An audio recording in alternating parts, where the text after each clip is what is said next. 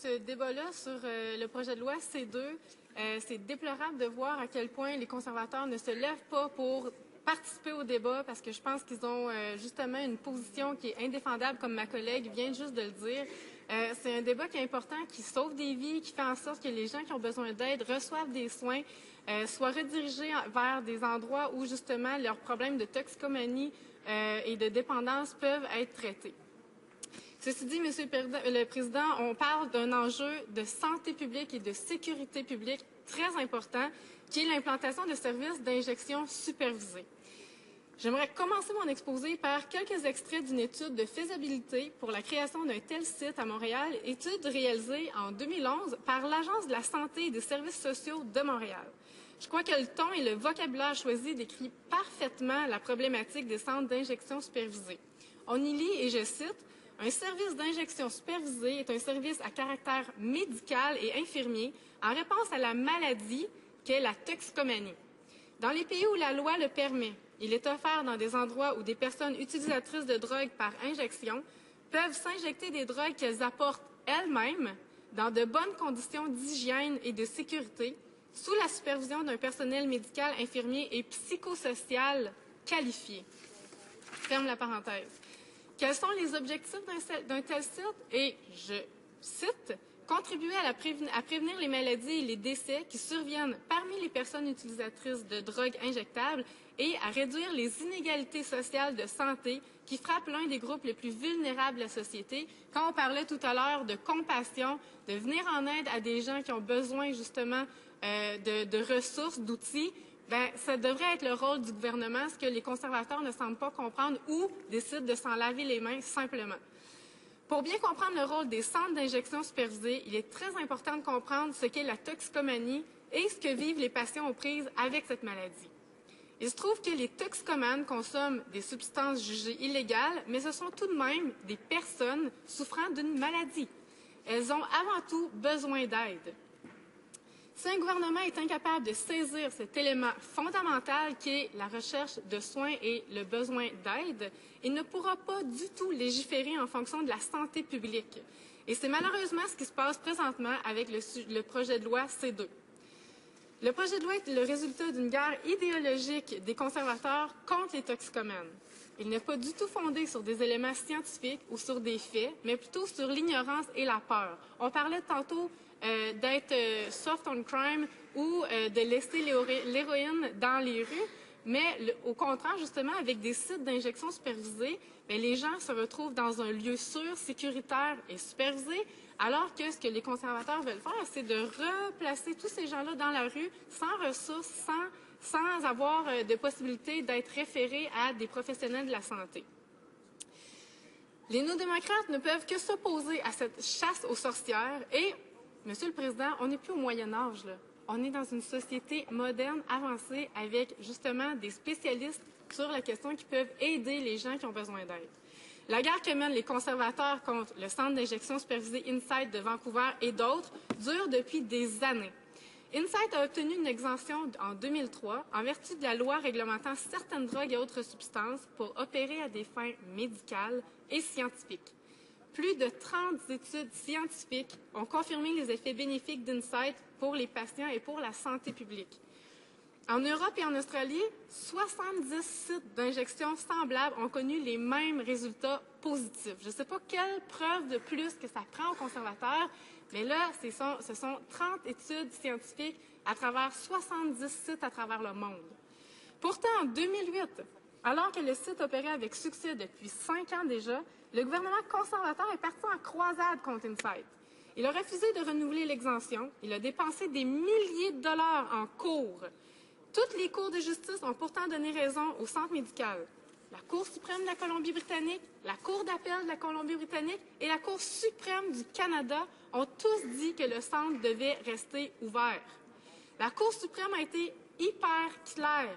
La décision du ministre de fermer Insight violait les droits de ses clients garantis par la Charte et la décision a été jugée, et je cite, arbitraire. Elle va à l'encontre des objectifs même de la loi, notamment la santé et la sécurité publique. Alors, c'est qui est soft on crime, Monsieur le Président? Je ne pense pas que c'est de ce côté-ci de la Chambre.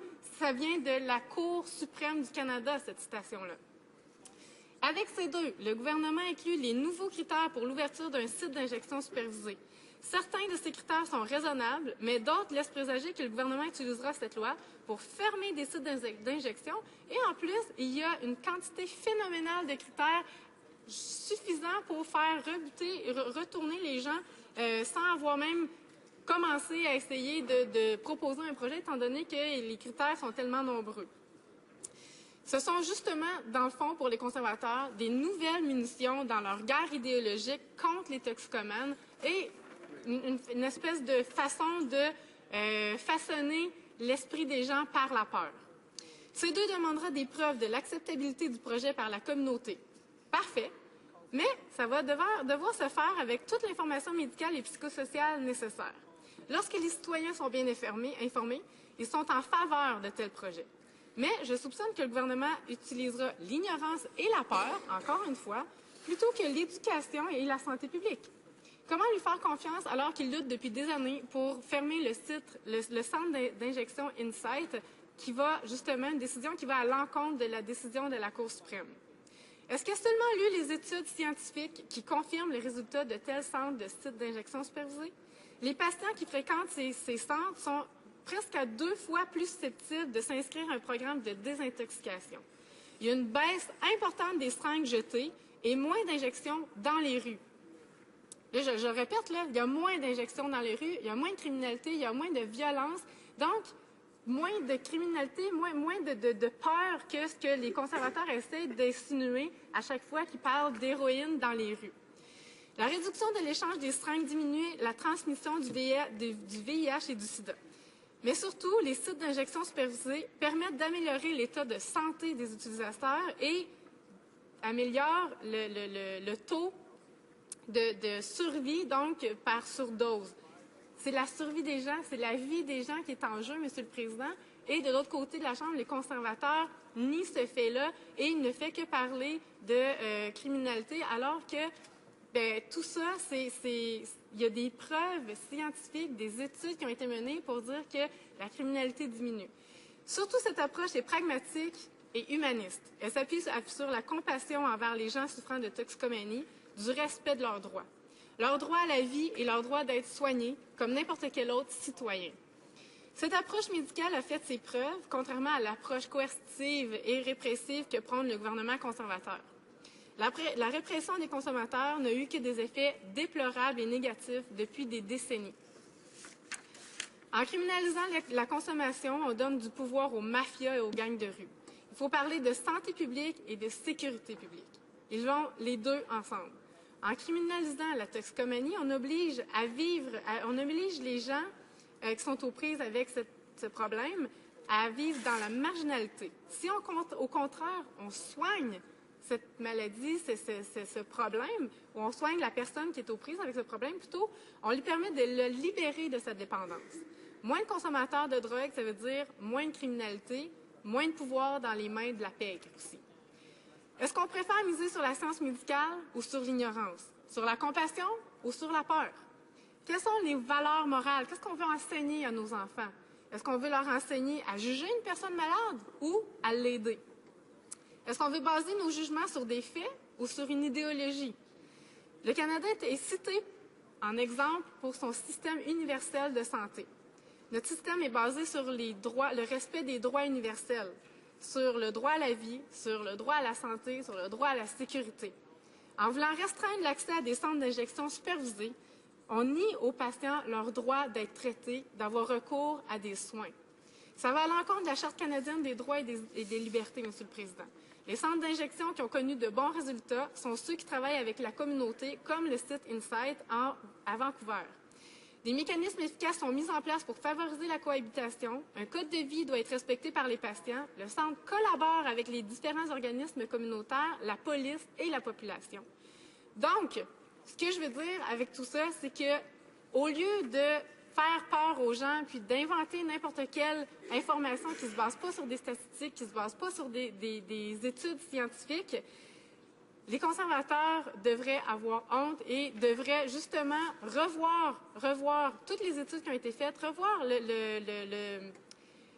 ce que la Cour suprême a statué par rapport justement à l'exemption pour un site comme Insight et travailler de pair avec les partis d'opposition, avec le NPD qui juge que les politiques devraient être basées sur des faits et non pas sur des idéologies et que des programmes de réduction de criminalité, y compris les sites d'injection supervisés, doivent être évalués en fonction de leur capacité à améliorer la santé publique et la sécurité publique. Merci. Questions and comments? The Honourable Minister of State. Thank you very much, Mr. Chair. In fact, the member is completely off base on some of her comments. In fact, if you read the bill, and I appreciate the heckling from the opposite side, I participate in that myself, so thank you for balancing that out. But the bill actually requires organizations to submit the scientific evidence that would demonstrate the benefit of the site in their area. So it does require that to happen. The member's wrong on that, but the question ultimately comes down to why does the member oppose parents in communities not having a say whether an injection site is put up where their children play? That's a simple question. Would you not want to have your opinion heard for your children's safety? It's a simple question. Just before I go to the answer, just remind all honourable members to direct their comments to the chair. L'honorable député de Bournois-Salaberry. Merci, Monsieur le Président. Et je trouve ça toujours déplorable qu'entre députés, il y ait des conservateurs qui puissent se montrer condescendants envers les autres, alors qu'on est ici pour faire avancer des discussions, de faire baser ça sur des faits scientifiques, des études. Et pour sa propre gouverne, je pourrais lui dire, Monsieur le Président, qu'il y a eu 30 études examinées par des pairs et publiées dans des revues comme The New England Journal of Medicine, le Lancet, le British Medical Journal, qui décrivent les bienfaits de ces sites. Et quand il parlait de donner une voix aux gens de la communauté, bien 80% des personnes qui ont été interrogées, qui vivent ou qui travaillent dans la partie est du centre-ville de Vancouver où se situe Inside, soutiennent le site Inside. Et il y a plusieurs faits. On veut se baser sur des faits, mais il y a plusieurs faits déjà, je vous en donne. Le taux de décès par surdose dans Vancouver-Est a chuté de 35% depuis l'ouverture d'Insight. Sur un an, 2171 personnes qui ont utilisé Insight ont été renvoyées vers des services de consultation en toxicomanie ou d'autres services de soutien.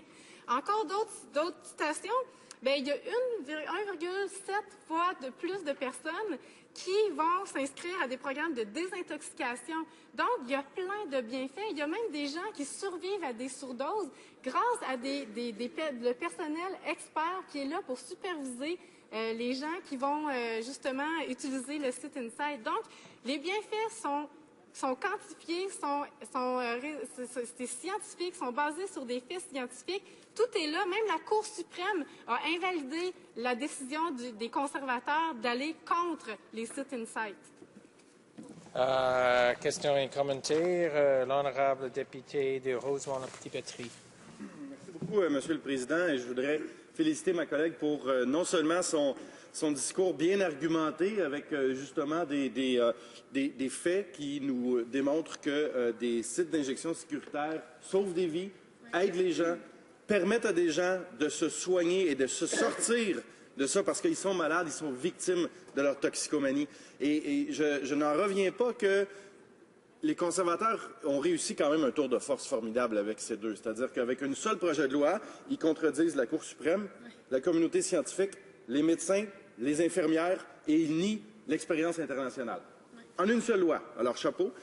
Et j'aimerais que ma collègue nous parle comment ces sites-là font en sorte que ça protège la communauté parce qu'il y a moins de gens qui vont s'injecter des drogues dans les ruelles, dans les parcs. Il y a moins de chances que nos enfants tombent sur des seringues qui sont infectées grâce à des centres comme celui d'Insight. L'honorable député de Bournois-Salaberry.